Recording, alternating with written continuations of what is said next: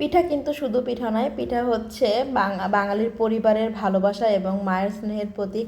Hello viewers, আসসালামু আলাইকুম। সবাই কেমন আছেন? আমি আলহামদুলিল্লাহ ভালো আছি, আশা করি আপনারাও ভালো আছেন। আজ আমি সন্ধ্যা নাস্তায় বানিয়েছিলাম একটা পিঠা। এটা হচ্ছে হালকা ঝাল ঝাল হয়, অনেক বেশি ঝাল না, সামান্য কাঁচামরিচের ফ্লেভারের জন্য আর কি কাঁচামরিচটা দেওয়া হয়। তো খুব মিষ্টি পিঠা নয় আর কি। তো আমি নামটা বলবো না, আপনারা যদি কেউ জেনে থাকেন নামটা কমেন্টে জানিয়ে দিবেন। তো আমি হচ্ছে এখানে নিয়েছিলাম চালের গুঁড়ো, ধনেপাতা কুচি, পেঁয়াজ কুচি, কাঁচামরিচ কুচি, আর হচ্ছে লবণ, আর একটা ডিম। ডিমটা মাস্ট বি দিতে হবে, এটা হচ্ছে ডিমের জন্যই পিঠাটা মজা হয়।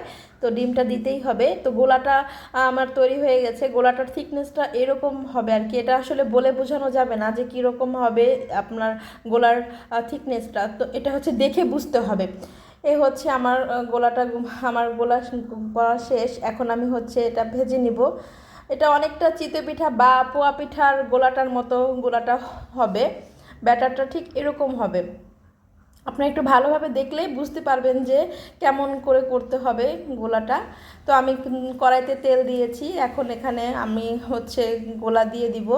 এটা অনেকটাই পোয়া পিঠার মতো ভাজতে হবে। পোয়া পিঠা আমরা যেভাবে পোয়া পিঠা ভেজে ফেলি বা তেলের পিঠা যেভাবে ভাজি, তো সেভাবেই ভাজতে হবে।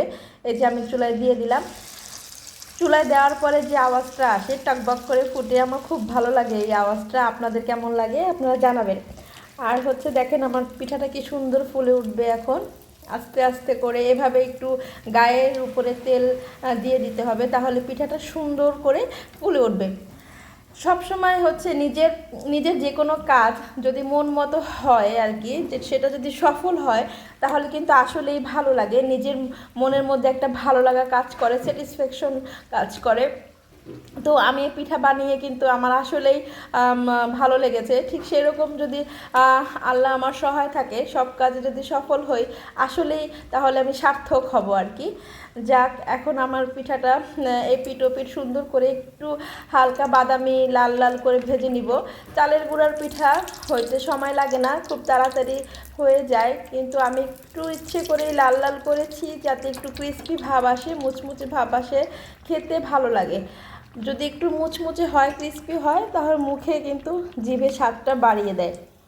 তো আমার পিঠাটা হয়ে গেছে, দেখেন কি সুন্দর করে আমি এইভাবে কয়েকটা পিঠা ভেজে নিয়েছিলাম। এটা হচ্ছে সন্ধ্যার নাস্তা, আমার ছেলেদের জন্য আমি বানিয়েছিলাম। আমার ছেলেরা মাশাআল্লাহ আলহামদুলিল্লাহ খুব মজা করে খেয়েছে। ওদের ভালো লেগেছে মানে হচ্ছে আমার ভালো লাগা। ওরা যদি বলে যে না আম্মু খেতে খুব মজা হয়েছে, আমাদের ভালো লেগেছে, আমার তো সেটাই আমার ভালো লাগা। সবাই ভালো থাকবেন।